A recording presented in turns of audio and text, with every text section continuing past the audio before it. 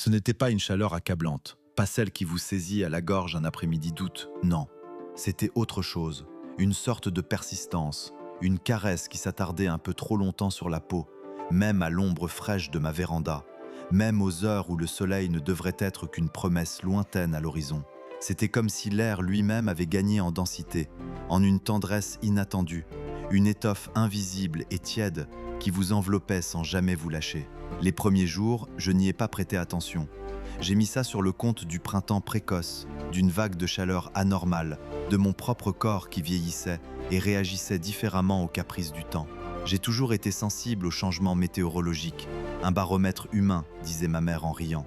Mais cette fois, la sensation était différente. Elle n'était pas cyclique. Elle ne venait pas et ne repartait pas avec les nuages ou le vent. Elle était là, constante, un murmure thermique en fond sonore de ma vie. Mes plantes, elles, semblaient d'abord s'en réjouir. Le basilic sur le rebord de ma fenêtre, d'ordinaire si capricieux, avait pris une vigueur insolente. Ses feuilles, d'un vert profond, s'étiraient vers la lumière avec une avidité nouvelle, presque gloutonne. Les géraniums de ma voisine, que je pouvais apercevoir de ma cuisine, débordaient de fleurs écarlates, plus nombreuses, plus éclatantes que je ne les avais jamais vues. C'était beau, indéniablement. Une explosion de vie, une exubérance qui aurait dû me remplir de joie. Mais quelque chose clochait. Une intensité un peu trop forte, une couleur un peu trop saturée, comme si le monde avait été passé au filtre d'une application trop zélée. Le matin, le réveil était devenu une épreuve d'un genre nouveau. Non pas que je sois un lève-tôt, mais la lumière. La lumière était devenue trop présente, trop insistante. Elle ne filtrait plus doucement à travers les rideaux.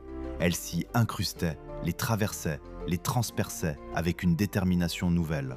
Je me levais souvent avec une légère migraine derrière les yeux, l'impression d'avoir dormi dans un projecteur. Et la chaleur, encore elle, me suivait jusque dans le lit. Les draps semblaient retenir cette tiédeur ambiante, m'empêchant de trouver le frisson frais du matin qui, d'habitude, me réconciliait avec le monde. J'ai commencé à modifier mes habitudes. J'ouvrais les fenêtres plus tôt, fermais les volets plus tard, cherchant désespérément un répit que le jour, et même la nuit, ne semblait plus vouloir m'accorder. Je buvais plus, beaucoup plus. L'eau fraîche du robinet, qui auparavant me laissait une sensation de pureté glacée, semblait désormais à peine tempérée, incapable de dissiper cette chaleur interne qui montait en moi. Les conversations autour de moi commençaient à refléter cette étrangeté. Au café du coin, Madame Dubois se plaignait de ses factures d'électricité qui explosaient à cause de la climatisation qu'elle devait faire tourner, comme en plein été. Et on est quand même, mon Dieu. Monsieur Leclerc, le boulanger, marmonnait que ses levains montaient trop vite, que le pain perdait de son caractère, que la chaleur dans son fournil était à rendre fou un saint. Des plaintes isolées, des observations anecdotiques, que l'on balayait d'un revers de main en haussant les épaules, en imputant tout au changement climatique, ce fourre-tout pratique pour toutes nos angoisses environnementales. Mais au fond de moi, je savais que c'était différent. Ce n'était pas le même genre de chaleur. Un soir, en sortant mes poubelles, j'ai remarqué quelque chose d'autre, les étoiles. Elles scintillaient avec une intensité folle, une clarté que je n'avais pas vue depuis les nuits passées loin de la pollution lumineuse de la ville, quand j'étais enfant. Mais ce n'était pas la même chose. Elles semblaient plus proches, plus nombreuses, comme si un voile avait été levé entre le ciel et moi. Le noir de la nuit, lui aussi, avait changé. Il était moins profond, moins velouté. Il tirait vers un bleu nuit profond, presque électrique, comme si une lumière invisible le traversait. J'ai levé les yeux, mon cou s'est tendu, et un vertige m'a pris. Non pas un vertige de peur, mais un vertige de perspective, l'impression fugace que le ciel lui-même avait basculé, que les distances s'étaient réduites. J'ai essayé de rationaliser. La pollution atmosphérique avait peut-être diminué? Une nouvelle phase lunaire affectait la visibilité? Mais la sensation de chaleur persistait, une constante qui défiait toute explication simple. J'ai commencé à passer mes soirées devant mon ordinateur, à chercher. Des articles sur les anomalies climatiques, les ondes de chaleur inexpliquées, les changements d'orbite planétaire, une piste que j'ai rapidement écartée comme le délire d'un esprit trop imaginatif. Pourtant, les mots restaient là, tapés dans ma barre de recherche, des échos d'une pensée que je n'osais pas formuler. La météo, sur les chaînes d'information, était devenue une litanie de records battus. Jamais depuis qu'on relève les températures, Un mois de ne plus chaud de l'histoire. Les présentateurs, d'abord amusés, puis un peu plus graves, finissaient par se résigner. Les modèles ne correspondaient plus. Les prévisions étaient constamment dépassées. La réalité semblait avoir pris son propre chemin. Un chemin qui s'éloignait de nos courbes et de nos algorithmes. Même le son du monde avait changé. Les oiseaux, qui d'habitude chantaient à l'aube, semblaient désormais s'éveiller plus tôt, leur gazouillis plus pressant, plus insistant.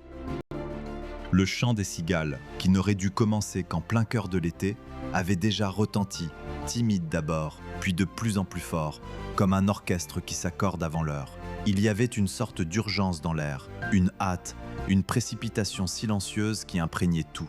Mes voisins, au début, riaient de mes observations. « Elias, vous vous faites vieux, vous avez trop lu de science-fiction. » Mais leur sourire s'effaçait un peu plus chaque jour. Les enfants rentraient de l'école les joues rougies, même après des journées passées à l'ombre. Les animaux domestiques cherchaient les recoins les plus frais avec une obstination nouvelle, leur langue pendante, leur respiration courte. Les trottoirs, même le matin, dégageaient une chaleur résiduelle qui montait le long des chevilles, une mémoire tenace du soleil de la veille. Ce n'était plus une sensation, c'était une certitude qui se tissait petit à petit dans le tissu même de ma réalité. Quelque chose avait bougé. Quelque chose d'immense, d'inconcevable, avait déplacé les repères que nous pensions éternels. La Terre, notre foyer, notre vaisseau spatial immuable, semblait avoir entrepris un voyage. Et ce voyage, je pouvais le sentir, chaque jour un peu plus, dans le battement de mon cœur, dans la lumière qui inondait ma cuisine, dans le silence inquiet des nuits. Le soleil, autrefois un point lointain, une divinité bienveillante mais distante, avait commencé à s'immiscer dans nos vies d'une manière nouvelle, plus intime, plus pressante. Il était devenu une présence qui s'intensifiait, inexorablement. Les scientifiques, eux, avaient fini par confirmer ce que mon corps savait depuis des semaines. Pas de cataclysme subi, pas de collision avec un astéroïde, pas d'anomalie gravitationnelle soudaine, juste une dérive lente, presque imperceptible à l'échelle d'une vie humaine. La Terre s'éloignait de son orbite habituelle, se rapprochant du Soleil. Pas d'un coup, mais par de micro-ajustements, des glissements infimes qui, cumulés, commençaient à redessiner la carte de notre existence. L'annonce fut étrangement calme. Pas de panique généralisée, pas de horde se ruant dans les rues. Juste une sidération silencieuse. Une nouvelle absorbée avec la même résignation que les prévisions météo catastrophiques, mais avec une couche de vertige supplémentaire. La Terre, notre Terre, elle bougeait, et nous avec. La science avait eu du mal à l'expliquer. Une perturbation gravitationnelle lointaine? Une résonance inattendue avec Jupiter? Les théories fusaient, mais l'essentiel était là. Nous dévions, nous nous rapprochions.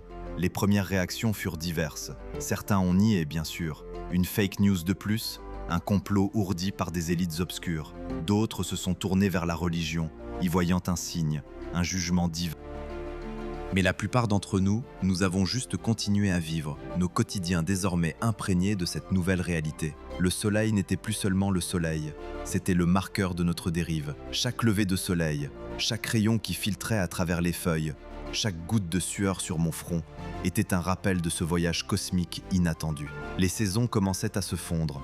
L'hiver était devenu une sorte d'automne prolongé, doux et pluvieux, sans le froid mordant d'antan. Le printemps explosait en une orgie de couleurs et de parfums, mais s'épuisait trop vite, cédant la place à un été qui s'installait avec une force écrasante. Les journées s'allongeaient, pas seulement par l'inclinaison de l'axe terrestre, mais par une lumière crue qui semblait repousser les limites de la nuit. Les horloges biologiques de chacun étaient chamboulées. Le sommeil était devenu un luxe, une bataille contre cette lumière omniprésente, cette chaleur qui s'accrochait au mur.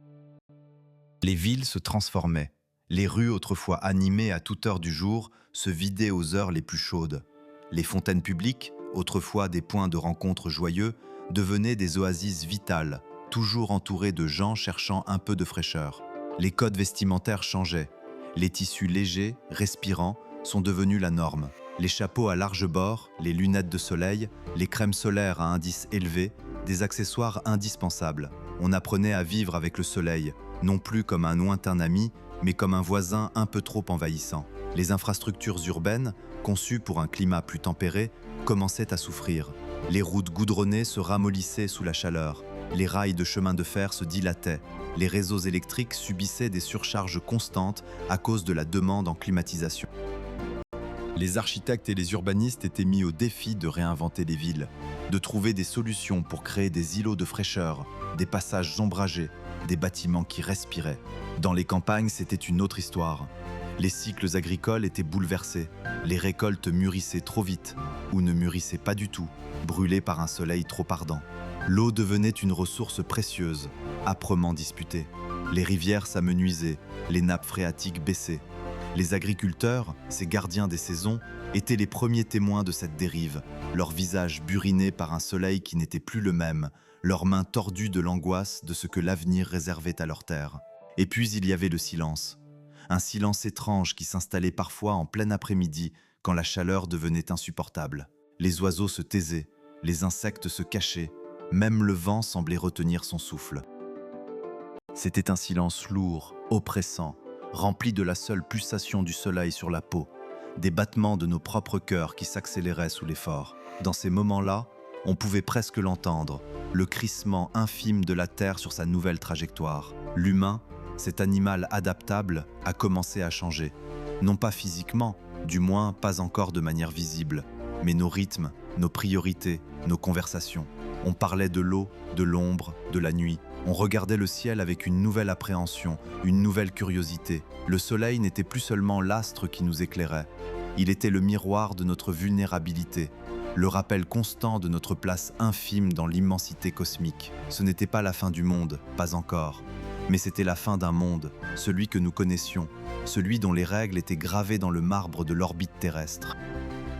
Nous étions en transition, en migration silencieuse vers un avenir incertain, sous un soleil qui nous semblait de jour en jour plus grand, plus proche, plus personnel.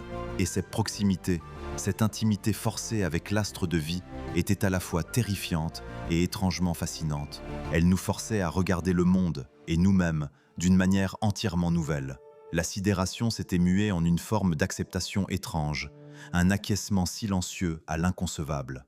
L'annonce des scientifiques, cette confirmation clinique de l'intuition de mon corps, avait déchiré le voile de la dénégation, mais n'avait pas apporté de solution, juste une vérité brute, ardente. La Terre, notre vaisseau spatial immuable, naviguait désormais vers son bourreau stellaire, et nous étions tous des passagers sans autre choix que d'observer la dérive. La chaleur, d'abord une invitée importune tolérée avec agacement, était devenue l'hôte permanent, la maîtresse de cérémonie de nos vies. Elle ne se contentait plus d'écraser les après-midi d'été. Elle s'insinuait dans les murs, imprégnait les draps, dictait le rythme des cœurs. Dormir était devenu un art, une lutte contre un étau invisible qui serrait la gorge et brouillait les rêves. Les nuits, autrefois refuge de fraîcheur, n'offraient plus qu'un répit illusoire, un simulacre de fraîcheur où l'air semblait soupirer lourdement, chargé d'une humidité poisseuse. Les climatiseurs, jadis symboles de confort, tournaient à plein régime, leur ronronnement incessant formant la nouvelle bande-son de nos existences, une mélodie de survie qui s'élevait au-dessus des villes, défiant l'avidité gloutonne des factures d'électricité. La lumière, elle, avait troqué sa douce caresse matinale contre un regard inquisiteur, une persistance aveuglante qui délavait les couleurs et sculptait des ombres d'une netteté douloureuse. Les écrans perdaient leur raison d'être, pas le reflet d'une réalité extérieure trop vive. On apprenait à vivre dans la pénombre volontaire, à chercher les recoins où la lumière ne pouvait pas mordre. Les villes, ces labyrinthes de pierre, avaient commencé à ressembler à des ruches géantes, leurs façades parées de voiles, d'auvents rétractables, de treillis végétaux grimpants, autant de tentatives désespérées de recréer l'ombre perdue. Les architectes, les urbanistes, autrefois créateurs de formes et de fonctions, étaient devenus des maîtres de l'occultation, des sculpteurs d'ombre, dont l'art consistait à dérober quelques degrés à l'omniprésence du soleil.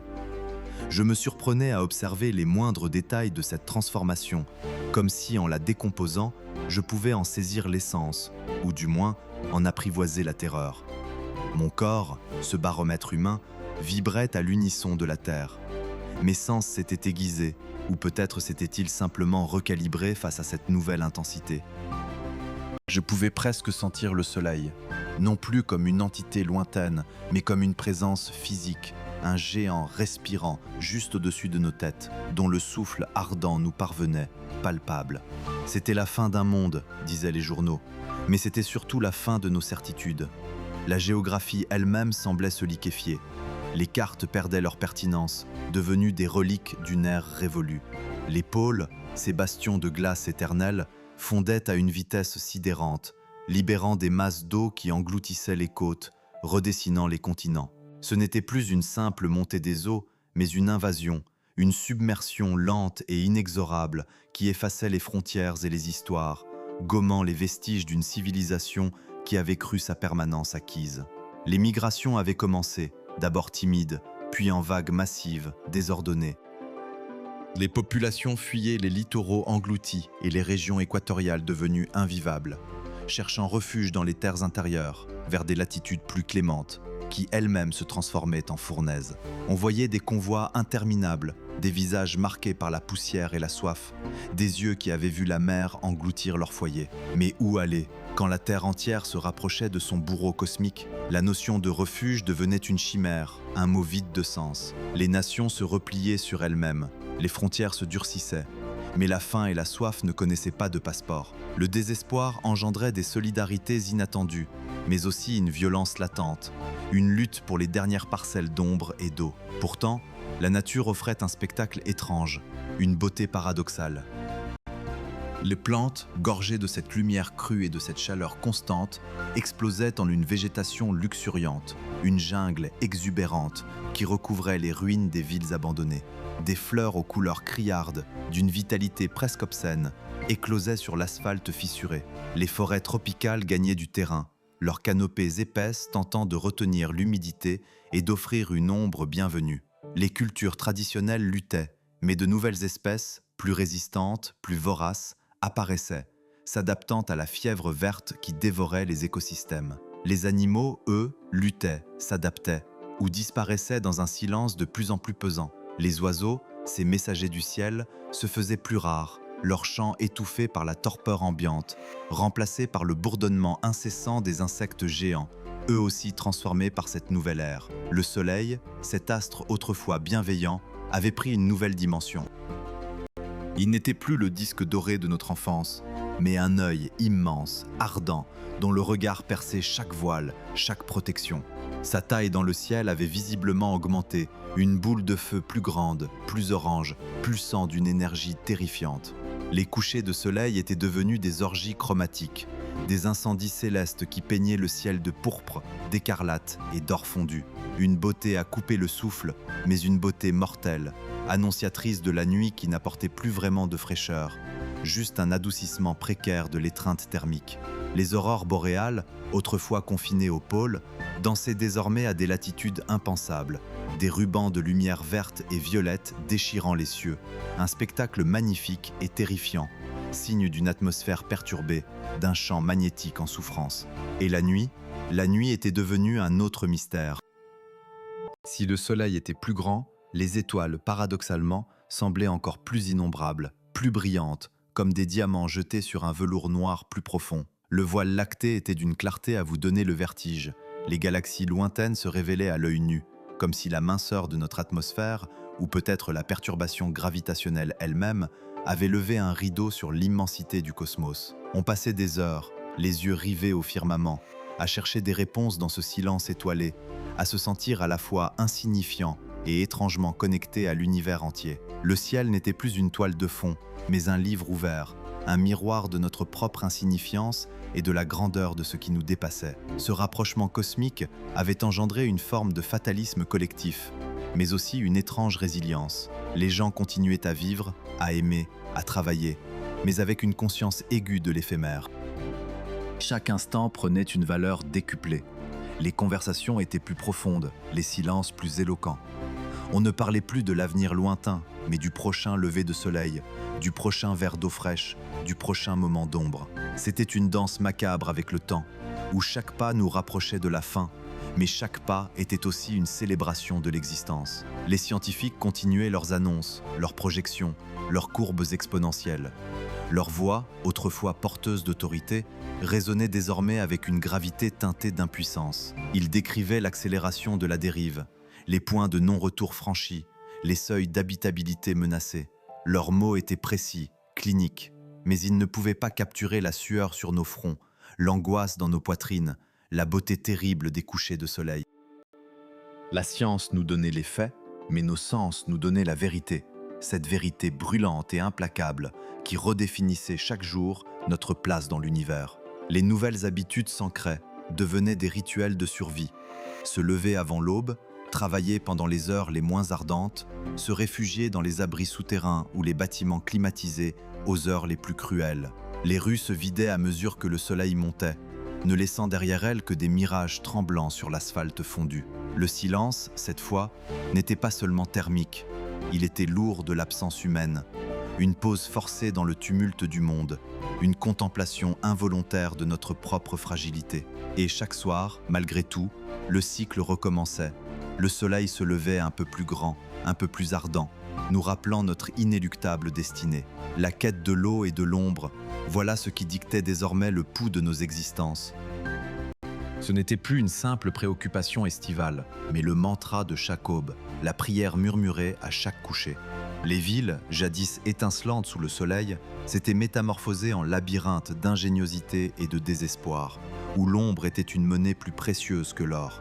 Des voiles géantes, tissées de matériaux réfléchissants, flottaient au-dessus des places publiques, projetant des oasis artificielles où la vie s'attroupait, dense et bruyante, avant que la chaleur du midi ne la disperse vers des refuges souterrains. Les nuits, elles, avaient pris une dimension nouvelle. Loin d'être un simple répit, elles étaient devenues un spectacle à couper le souffle, une symphonie céleste qui compensait, d'une manière étrange et presque cruelle, la dureté des jours. Les étoiles, ces points de lumière lointains et indifférents, s'étaient mués en feux d'artifice permanents, une poussière de diamants jetée à portée de main.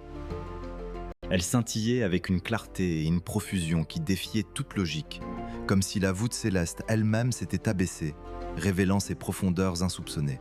Ce paradoxe, cette orgie de lumière nocturne alors que le soleil diurne gonflé à l'horizon, continuait de hanter les esprits. Les scientifiques balbutiaient des théories sur l'amincissement de l'atmosphère, sur des particules cosmiques agissant comme des lentilles. Mais aucune explication ne parvenait à apaiser le vertige que provoquait cette magnificence. C'était comme si l'univers nous offrait un dernier, sublime adieu avant de nous engloutir. Les aurores boréales, jadis confinées aux confins glacés de notre planète, dansaient désormais au-dessus de nos têtes, même sous des latitudes tempérées. Leurs rubans de lumière irréels, verts, roses, violets, ondulaient avec une grâce hypnotique, peignant le ciel de fresques mouvantes. Elles étaient le miroir de notre destin, un spectacle d'une beauté déchirante, rappelant à chaque instant l'ampleur du bouleversement cosmique qui nous emportait. Les enfants, nés dans ce monde en dérive, les désignaient du doigt sans la moindre surprise, comme s'il s'agissait d'une composante naturelle du firmament, ignorant l'émerveillement teinté d'effroi qu'elle suscitait chez leurs aînés. La nature, quant à elle, continuait son œuvre de transformation avec une vigueur insolente.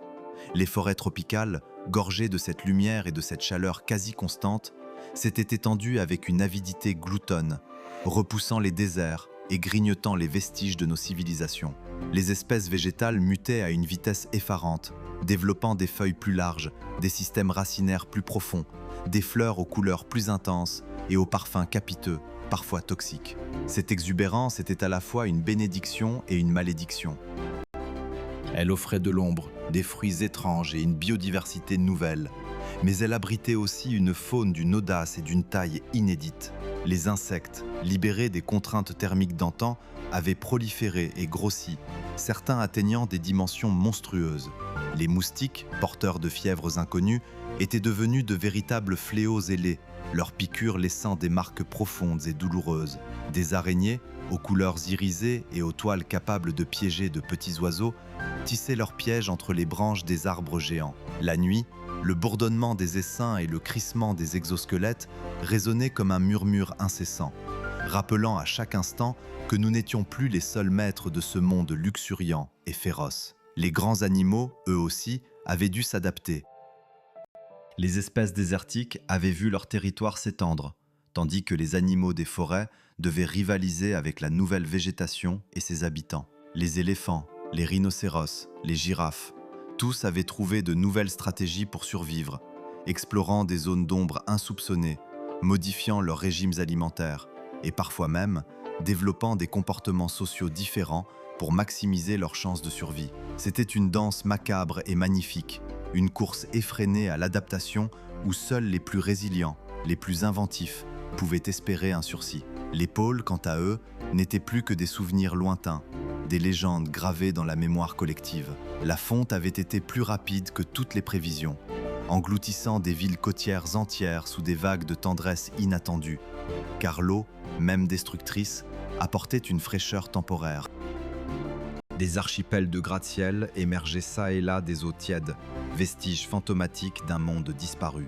Les populations s'étaient retirées vers les terres intérieures, vers les montagnes, transformant les plateaux arides en de nouvelles cités-refuges, où l'architecture s'était adaptée pour maximiser la ventilation naturelle et la collecte des rares pluies. L'agriculture, pilier de nos sociétés, avait été radicalement repensée. Les cultures traditionnelles peinaient à survivre sous l'intensité folle du soleil. Des serres souterraines, éclairées par des lampes à spectre solaire adaptés et des fermes verticales, irriguées par des systèmes de récupération d'eau sophistiqués, avaient pris le relais. Les ingénieurs agronomes, devenus les nouveaux héros de notre époque, expérimentaient sans relâche de nouvelles variétés de plantes, résistantes à la chaleur et à la sécheresse, capables de pousser dans des environnements hostiles. Le goût des aliments avait changé, reflétant la mutation du monde, mais la faim, elle, demeurait une constante, une ombre persistante derrière chaque repas. Au-delà des adaptations matérielles, c'était notre rapport au temps qui s'était altéré. Les journées étaient devenues des épreuves d'endurance, dictées par la trajectoire impitoyable du soleil. Les activités humaines, le travail, les échanges, les rituels sociaux s'étaient concentrés aux premières heures du matin et aux dernières de la soirée, laissant le cœur de la journée à un silence lourd, une sidération collective où chacun cherchait la fraîcheur et le repos. Les nuits, en revanche, étaient devenues le théâtre d'une nouvelle effervescence. C'était là que la vie reprenait ses droits, sous le regard bienveillant et terrifiant des étoiles. Les marchés nocturnes foisonnaient, les rencontres se multipliaient, et les histoires du monde d'avant se transmettaient, chuchotées comme des mythes anciens.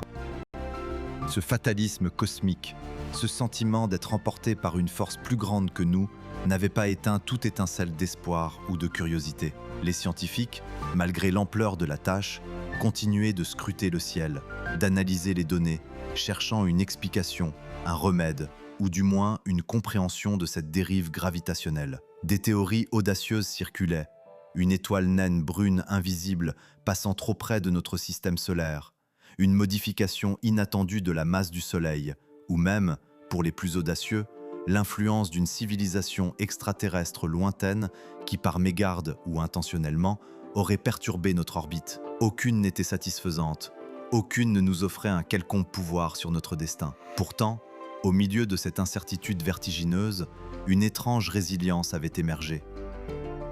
Non pas une résilience fondée sur la lutte acharnée pour inverser le cours des choses, mais une acceptation profonde de notre place dans l'univers. Nous étions des passagers, des témoins privilégiés d'une transformation cosmique d'une ampleur inouïe. Cette prise de conscience, loin d'être démoralisante pour tous, avait paradoxalement renforcé certains liens, donné un nouveau sens à l'existence. Chaque lever de soleil, chaque aurore boréale, chaque gorgée d'eau fraîche, chaque ombre fugace était vécue avec une intensité renouvelée, une gratitude âpre et précieuse. Il y avait, dans l'air, une mélancolie persistante, celle du monde que nous perdions, mais aussi une fascination morbide pour le monde qui naissait. Les architectes rêvaient de cités troglodytes, les artistes peignaient les ciels embrasés, les poètes chantaient la beauté cruelle des nuits étoilées.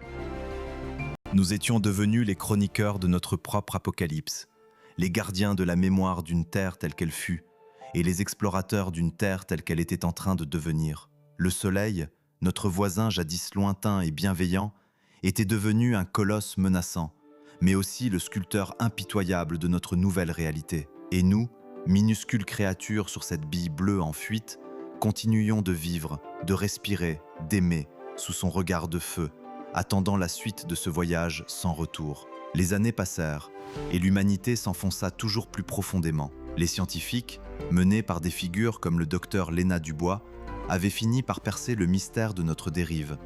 Une perturbation gravitationnelle d'une ampleur cosmique, insaisissable, mais dont la force nous tirait inexorablement vers notre étoile. La surface, désormais, était un four. Des cités souterraines, vastes et complexes, devinrent nos nouveaux mondes. Léa, la petite fille qui avait vu les premiers couchers de soleil écarlate, était devenue une jeune femme au sein de ces havres de pierre et de technologie.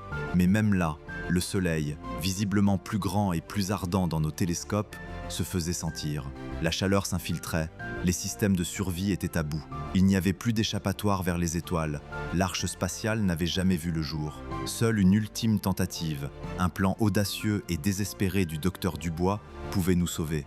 Non pas ramener la Terre à son ancienne orbite, mais la stabiliser à sa position actuelle, dangereusement proche, mais stable. Un sacrifice global, une redirection de l'énergie vitale de nombreuses cités fut nécessaire. Le destin de l'humanité se jouait sur un fil. Le silence, ce jour-là, était plus lourd que d'habitude dans la cité abri. Il ne s'agissait pas du silence habituel des souterrains, mais d'une attente suspendue, presque palpable, qui résonnait dans chaque conduit, chaque galerie. Léa se tenait devant l'immense écran du centre de surveillance, un moniteur géant qui diffusait en direct les données orbitales, les courbes de trajectoire, les pulsations énergétiques des propulseurs qui, quelque part dans l'espace, luttaient contre l'inéluctable. Son souffle se faisait court, rejoignant le murmure collectif des milliers d'yeux rivés sur l'affichage luminescent. Et puis, une ligne trembla. Une courbe qui s'effondrait inexorablement se stabilisa. Pas un retour en arrière, non, jamais. Mais une pause. Une ancre jetée dans le vide. La dérive était stoppée. Un soupir collectif s'éleva. Un mélange de soulagement exténué et de consternation. La Terre était sauvée. Mais elle était différente. L'écran changea, affichant une image satellitaire. La Terre, notre Terre. Une sphère d'un roux profond, striée de cicatrices noires, où les océans s'étaient évaporés, enveloppés d'une atmosphère épaisse et rougeoyante. Les continents étaient des reliefs brûlés, sculptés par des vents de feu. La beauté de cette image était terrifiante, comme un tableau abstrait de fin du monde. Pourtant, au milieu de cette désolation, des points lumineux trahissaient l'activité des cités souterraines, des refuges qui pompaient l'énergie du cœur de la planète. Léa posa sa main sur la vitre froide de l'écran, sentant la chaleur résiduelle qu'il dégageait, une chaleur bien réelle qui s'infiltrait désormais dans nos vies, malgré les couches de roches et les systèmes de refroidissement. Elle avait connu la terre verte par les récits de sa mère, les images archivées, les simulateurs de ciel étoilé. Elle avait grandi avec l'idée d'un monde perdu, d'un paradis inaccessible. Aujourd'hui, elle voyait sa réalité, une terre blessée, transformée, mais vivante, stable. Nous avions gagné un sursis. Un nouveau chapitre, gravé dans la roche et l'acier, sous un soleil plus proche et plus implacable. La surface restait un enfer, et le ciel, même la nuit, était une menace constante, ses étoiles désormais visibles à travers un voile d'air incandescent. Mais nous étions là. Nous avions appris le prix de la survie, la valeur de chaque goutte d'eau, de chaque bouffée d'air recyclé, de chaque grain de sable arraché à l'oubli. L'humanité s'était adaptée, non pas en fuyant, mais en s'enfonçant, en s'enracinant dans les entrailles de sa propre planète. Nous étions les enfants du soleil ardent, les gardiens d'une flamme vacillante, mais tenace. L'avenir était incertain, marqué par les sacrifices et les cicatrices du passé. Mais en regardant cette image de la terre brûlée, Léa ne voyait pas une fin, mais un commencement.